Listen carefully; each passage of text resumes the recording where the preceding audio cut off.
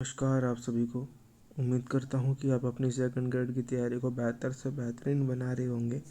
इसी क्रम में मूल अधिकारों को पढ़ने के बाद अब हम शुरू करने वाले हैं मूल कर्तव्य।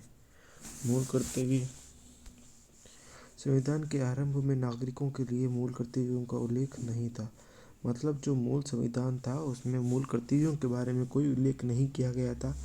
तो फिर उसके बाद में 42वां संविधान संशोधन किया गया 1976 में। 42वां संविधान संशोधन कब किया गया? 1976 में किया गया। इसके तहत भाग 4 के अंदर, कौन से भाग में?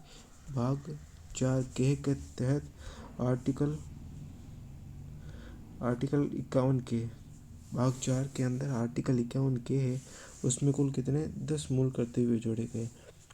मूल कर्तव्यों को पूर्व सोवियत संघ जो रूस है वहाँ के संविधान से प्रभावित होकर सम्मिलित किया गया था। तो मूल कर्तव्यों को पूर्व सोवियत संघ के संविधान से प्रभावित होकर अपने संविधान में शामिल किया गया था। और कौन सा संविधान संशोधन किया गया? 42वां संविधान संशोधन किया गया था। और ये कब किया गया था? 1976 के तहत किया गया था। फिर आते हैं अपने सरदार स्वर्ण सिंह समिति। सरदार स्वर्ण सिंह समिति 1976 में, कब? 1976 में कांग्रेस पार्टी के द्वारा इस पार्टी का गठन किया गया था।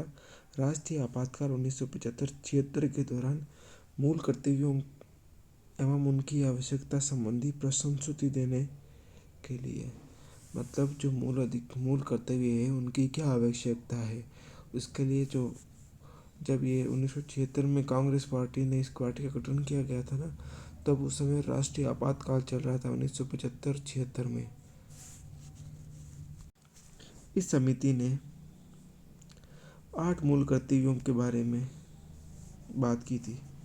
8 मूल कर्तव्यों को जोड़ने की सिफारिश की थी, परंतु 42वें संविधान संशोधन 1976 के द्वारा कुल 10 मूल कर्तव्यों को जोड़ा गया। तो सरदार स्वर्ण सिंह समिति ने तो 8 मूल कर्तव्यों की बात की थी, जबकि 42वां संविधान संशोधन 1976 हुआ था, उसमें कुल 10 मूल कर्तव्य जोड़े गए थे। वर्तमान में कुल 11 मूल कर्तव्य हैं। जो 11वां मूल कर्तव्य है वो कौन सा है? 86वें संविधान संशोधन 2002 के तहत जोड़ा गया था। अब मूल कर्तव्य पढ़ते हैं। और जो ये 11 मूल संविधान संशोधन है ये किसकी बात करता है? ये बात करता है 6 से 14 वर्ष के बच्चों को शिक्षा के लिए अवसर प्रदान करने के बारे में बात करता है। चलिए पढ़ते हैं मूल कर्तव्यों के बारे में। आर्टिकल 51 के, इसके अंदर कुल कितने मूल कर्तव्य जोड़े गए हैं? टोटल 11। इसमें पहला है संविधान का पालन करें और उनके आदर्शों, संस्थाओं, राष्ट्रध्वज व राष्ट्रगान का आदर करें। ये एक क्वेश्चन पूछा गया है, इनका क्रम बताइए। तो इनका सही क्रम अपने को याद रखना है। आदर्श संस्था और राष्ट्रध्वज और राष्ट्रगान। जैसे आदर्श संस्थान, अपने स्कूलों को देख रहे हैं, आदर्श स्कूल है, आदर्श संस्था है, वहाँ पर राष्ट्रध्वज के बाद राष्ट्रगान होता है। तो आदर्शों, संस्थाओं, राष्ट्रध्वज व राष्ट्रगान का पालन आदर करें। फिर आता है स्वतंत्रता के लिए हमारे राष्ट्रीय आंदोलन को प्रेरित करने वाले उच्च आदर्शों को हृदय में संजोए रखें और उनका पालन करें। फिर है तीसरा, भारत की संप्रभुता, एकता व अखंडता की रक्षा करें, उसे अक्षुण्ण बनाए रखें। फिर है देश की रक्षा करें और आह्वान किए जाने पर राष्ट्र की सेवा करें। इन चारों को याद करने का तरीका ABCD। एंथम मतलब राष्ट्रगान। तो पहले में क्या है? संविधान का पालन करें, आदर्श संस्था, राष्ट्रध्वज और राष्ट्रगान का आदर करें। फिर 20 से आता है भगत सिंह। भगत सिंह कौन थे? राष्ट्रीय आंदोलन के एक महान नायक थे जिन्होंने अपने प्राणों को न्यौछावर किया था। तो स्वतंत्रता के लिए जो राष्ट्रीय आंदोलन को प्रेरित करने वाले उच्च आदर्श हैं उनको हृदय में संजोए रखने में उनका पालन करें। फिर C से होता है कनेक्ट। कनेक्ट मतलब एकता या जुड़े रहना। भारत की संप्रभुता व अखंडता की रक्षा करें व अक्षुण्ण बनाए रखें। D से होता है डिफेंस। डिफेंस मतलब रक्षा करना, देश की रक्षा करें और आह्वान किए जाने पर राष्ट्र की सेवा करें। फिर अगला आता है, फिर जो अगला मूल कर्तव्य कौन सा है? अगले मूल कर्तव्य की बात करें भारत में सभी लोगों में समरसता व समान भातृभाव की भावना का निर्माण करें। वे पंथ, धर्म, भाषा व प्रदेश का वर्ग पर आधारित सभी भेदभावों से परे हो। ऐसी प्रथाओं का त्याग करें जो महिलाओं के सम्मान के विरुद्ध हो। तो इस मूल कर्तव्य में बात की जा रही है महिलाओं के सम्मान व महिलाओं के सशक्तिकरण की, वुमन एम्पावरमेंट की बात की जा रही है। तो इसी हो गया एम्पावरमेंट ऑफ वुमन, महिलाओं का सशक्तिकरण या महिलाओं के सम्मान की बात की जा रही है। मतलब हमें वो काम नहीं करने हैं जो महिलाओं के सम्मान के विरुद्ध हो। एफ से होता है फोर्ट। फोर्ट क्या है? हमारी सांस्कृतिक धरोहर है। तो हमारी सामसिक संस्कृतियों की गौरवशाली जो परंपरा का महत्व समझे और उसका परिरक्षण करें। जी से होता है ग्रीन। ग्रीन क्या होता है? जो पर्यावरण वगैरह है उनको डिनोट करते हैं ग्रीन से।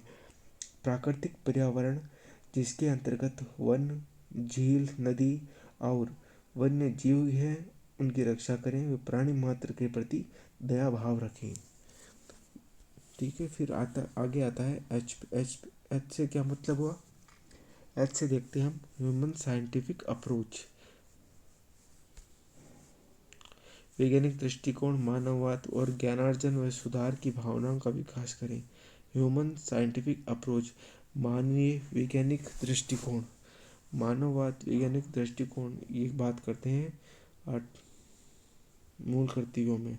फिर अगला अगला आता है सार्वजनिक संपत्ति। आई से हो गया इनकम। सार्वजनिक संपत्ति की सुरक्षा करें व हिंसा से दूर रहे। जो भी सार्वजनिक संपत्तियां हैं उनकी अपने को क्या करनी है? रक्षा करनी है और हिंसा से दूर रहना है। फिर होता है जे। जे से होता है जॉइंट एक्टिविटी। इसमें देखते हैं व्यक्तिगत व सामूहिक गति।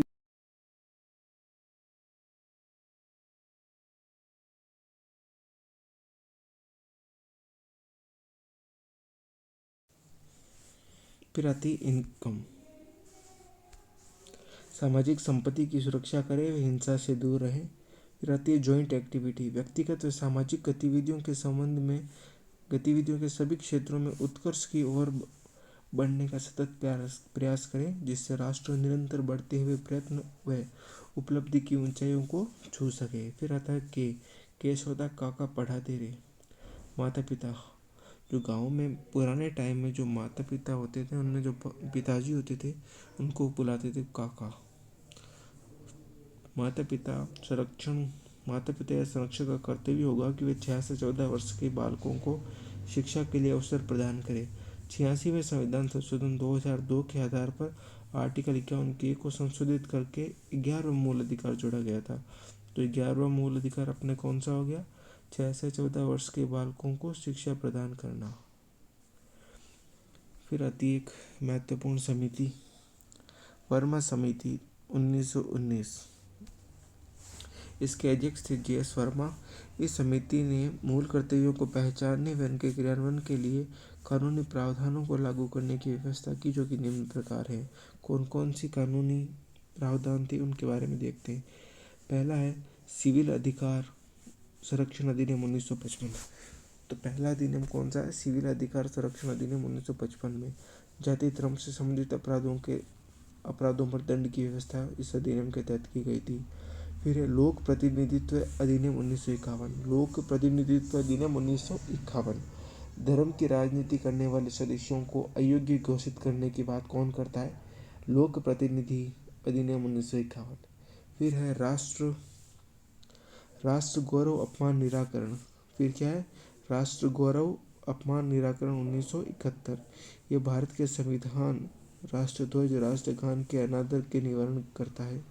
फिर वन्य जीव संरक्षण अधिनियम 1972 काफ़ी इंपॉर्टेंट है, ये ज्योग्राफी की दृष्टि से काफ़ी महत्वपूर्ण है। वन्य जीव संरक्षण अधिनियम 1972 दुर्लभ व लुप्त प्राय प्रजातियों के व्यापार पर प्रतिबंध। मतलब जो भी दुर्लभ या विलुप्त प्राय प्रजातियां हैं उनके व्यापार पर पूर्णतः प्रतिबंध लगाने के लिए कौन सा अधिनियम लाया गया? वन्य जीव संरक्षण अधिनियम 1972। तो अपन ने देखा कि ये मूल कर्तव्य हैं। यहाँ से एक क्वेश्चन इम्पोर्टेंट बन सकता है। धन्यवाद। अपनी तैयारी को बेहतर से बेहतरीन बनाएं और तैयारी करते रहें। जल्द ही आपका एग्ज़ाम आने वाला है। धन्यवाद।